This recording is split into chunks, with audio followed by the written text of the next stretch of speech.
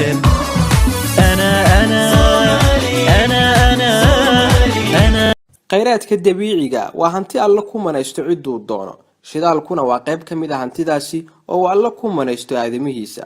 dalalka Sacuudiga Norway Canada iyo dalal kale oo badan ayaa ah dalal si weyn uga faa'iideystay soo saaridda shidaalka haddaba barnaamijkeena maanta waxaa si weyn ugu faaqidi doonaa shidaalka la sheego in Soomaaliya ku jiro waxa ka jira iyo suurtagalnimada in Soomaaliya ka mid noqoto dalalka shidaalka soo saarta baaritaano badan oo la sameeyay iyo warbixino ay shirkadaha caalamiga soo bandhigeen ayaa sheegaya in Soomaaliya ay ku jirto 110 bilyan oo fuusto oo shidaal ah bal maxaa arrinkaasi ka runa ma jiraan ceelal la qoday oo laga helay shidaal waa kuwa gobolada ugu badan ee looga shaqeeyay shidaalka ma ogtahay inuu jiro laba ceel oo la qoday oo la hubiyay in 100% shidaal aad u badan ku jiro magaalooyinka ku yaalaan waa su'aal aad dhamaantood jawaabahooda aad barnaamijkeena kaga bogan doontaan waxa idin soo diyaariyay halkan idin kala socodsiinaya anigoo Cabdirasaaq Gumeysatiida haddaba aan ku bilaabay marka hore su'aal ay dad badan isweydiiyaan oo ah Soomaaliya shidaal ma ku jira ama kuma jiro waxa inooga jawaabaya Abukar Xaaji Maxamed Mire oo ah qabiir ka tirsanaa xafiiskii xogta isgaarsiinta ee shirkado badan oo shidaalka ka saamiya dhulkeena su'aashu waxa weeye wadankeena batrool ma ku jira mise kuma jiro wuu ku jira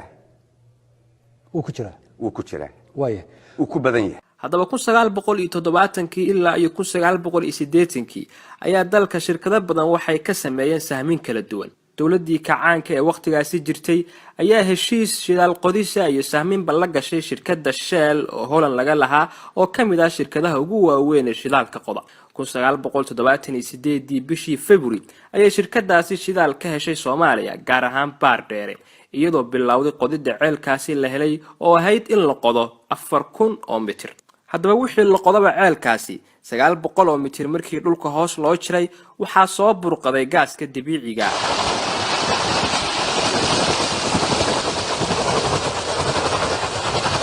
bal maxaa kadib dhacay waa kan Abukar Xaaji Maxamed Mire oo inoo sharaxaya waqtigaasina goob joog ahaa 900 oo mitir markii aanu maraynay gaas baan ku dhex dhacnay waaye dabeedna waxay noqotay in safety la galo oo laga kala cararo ilaa la xiro gaasta waayo kambanigu gaas ma doonayna wuxuu doonayay petrol halkii aad petrolka uga gali lahaydeen baa gaas baan gaas u gal ayaad gaas u gashay ha petrolkii ma dhawa gaastu aan Abukar ma tan la shitaa wax lagu karsado natural gas ha naaska waa gaaska dabiiciga markii la xiray gaaskii soo burqaday waxaa dib loo bilaabay qodida ceelka wixii la qodaba markay harsaneed kaliya 45 mitir oo xitaa la diyaariyay bamkii lagu qorxin lahaa shidaalka nasiib darro waxaa dhacday in wasiirkii petroolka ee waqtigaasi uu faragelidii musuqmaasuq ku sameeyo shirkadii shidaalka qodaysay kadib maxaa dhacay balan idin kala baxo Abukar Xaaji oo Cali Xaraare arintaas uga sheekeynaya 3920 markaan 55 markaan maraynay mitir oo 45 mitir noo harsan tahay yaa waxa isku dhacay wasiirka macdanta iyo biyaha Soomaaliya ee xilliga iyo wakiilkii u joogay kambaniga Shell maxay isku dhaceen kullayba waxaan dawladdu la ogeyn wasiirka waaye ayuu ula tagay shirkadda waaye shirkadduna waxay shirkad dawladeed ma ahayn kambani shirkadaha dawladahu leeyihiin waa conservative oo qodista waxaan ahayn kuma soo tala galaan ceelka inay ku baxaan marka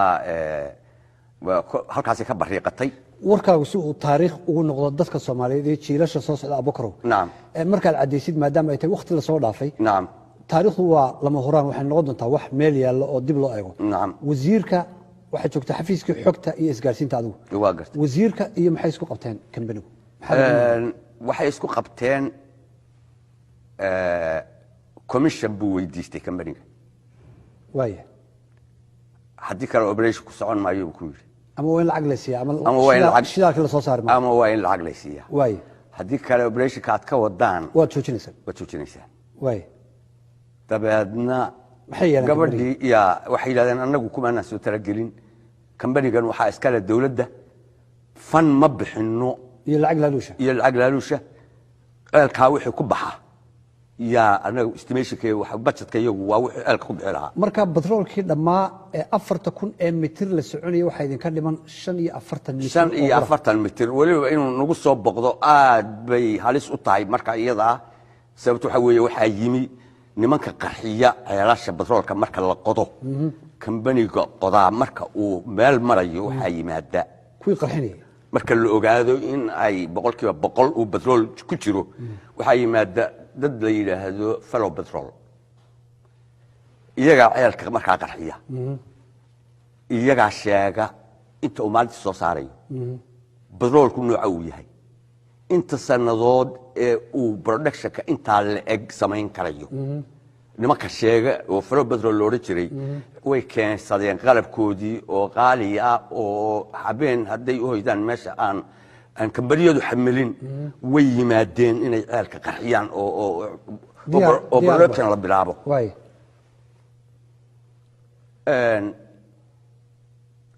nasiib darro joojiyana lagu yiri amar baan lagu sii way halka markay maraysay Holland waxay gala soo hadlay nin madax ah oo executive secretary-ga Shell Holland wuxuu yiri waxaad ku tiraahdaa ninka company manka ay meesha jooga labada telefoon waxa horeeyay kanika madaxda Holland iga soo diray ayaa soo horeeyay wuxuu yiri waxaad ku tiraahdaa ceelka waxa loo bixinayaa Vortex 1 in Africa way baadheer 1 lama yiraahdo Vortex 1 baa la yiraahdaa Vortex 1 sida aan taariikhda ku hayay wuxuu ku yaalay badda North Sea ee Scotland waa ceel aad u badiya oo batroolkiisu aad u badan yahay marka Vortex 1 baa lagu mataaneeyay oo Scottishku ay leeyihiin ha marka taa waxa loola jeedaa sida ceelka Vortex 1 ee Scotland ka dhisan uu shidaalka u soo burqado shidaalka soo badan yahay ayaa kan baar dheeran u badan yahay way ka soco markii shirkadu ka baxday dalka dawladdu waxay heshay xogtii wasiirka iyo musuqii uu ku dhaqaaqay kadibna waa la eriyay haddaba ceelkaasi baar dheere ugu dambeyn rajadiisa in shidaal ku jirto intee la ekeed Abukar Xaaji baa mar kale inoo sharxaya rajadiisuna waxay ahayd boqolkiiba boqol ayay ahayd intaa kadib waxaa jiray shirkado kale oo dalka ka qoda ceelal qaarkoodna la hubiyay in boqolkiiba boqol shidaal ceegago waa kan Abukar oo mar kale inoo sharxaya percentage-ka am celcelis ahaan inta ceelalkaasi looga shaqeeyay shidaal Soomaaliya waxa laga qoday 5 ceel way waxa ka horeeyay 2 ceel oo anigu aanan arkin oo joogin ceelna Kismaayo area laga qoday 72 meelaha 73 ceelna gas buu ahaayo afgooyaa laga qoday labada ceel maanan ogeyn laakiin 5 kale waan ogaa ii sheeg hadda 5 kale mid waa baar dheere ceelka baar dheere way hol ha way kaliswan oo garoowe 16 kilomitir u jira soo saddex ceelkii lughaye laga qodayay ee ay Chevron qodaysay way iyo ceelkii aan mudul baraawe ka qodnay shataba ceelka lughaye runtii wax badan ma aanan joogin waayo dagaal baa markiiba nagu qabsaday markii waa naga qaxiyay aniga iyo gaaladii laakiin rajadiisaan ogaa oo waxay ahayd 95% 95% kalugaya waatay ceelka hol kuwetsan male oo u buuxa gaaladu horta waxay samaysaa waa dafi mirq marka hol waa tif weeye ceelka garoowe wax yar markii aanu qodnay oo 2500 feet oo wax yar oo aan weligeeyba arkin ceel saasa waxaanu galay saliid yaacday oo dhimatay ceelka mudul baraawe daray hool buuxa sayn kuma ana arag saliideedba shirkadihii kala duwanaa ee sahminaya ceelashaasi ceel walba oo ay hubiyeen isla markaana shidaal ku jiro waxay ka taagan bir lagu garto waxayna howshooda dib u bilaaban doonaan markii la helo dawlad Soomaaliyeed oo hanata dhulkeeda baddeeda iyo hawadeedaba. Shirkaduhuna waa kuwa weli heshiis kula jira dalka. haddaba waxaan idiin soo gudbinayaa muuqaalka mid ka mid ah ceelashaasi la hubo in 100% shidaal ceegago oo ay bir ka taagtay shirkadii sahmise oo iyadu rajaynaysa in markuu dalku hagaago dib howsheeda u bilaabato.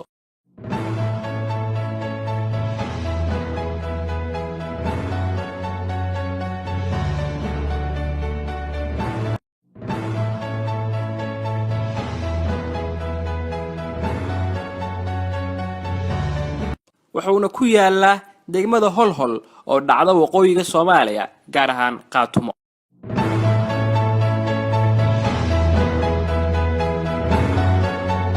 waxa ugu dambeyn ilaa hadda la aaminsan yahay in ceelka Baardheere yahay kan ugu shidaalka badan Soomaaliya iyo qaaradda Afrikaba inta ilaa hadda la baaray. waxaa dhici karta in la helo kuwa kale oo aad u badan. qabiiro si hordhaca u sheegay kheyraadka shidaalka Soomaaliya ayaa aaminsan inuu yahay 110 bilyan oo fuusta, taasoo u dhiganta ama la micno ah in qof walba oo Soomaaliyeed ka heli karo sanadkii lacag dhan $100,000.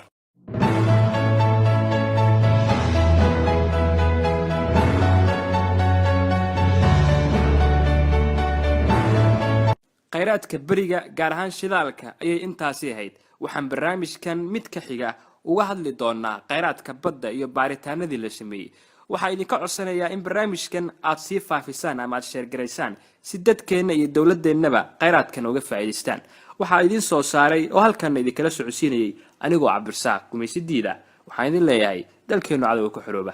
nabad diino.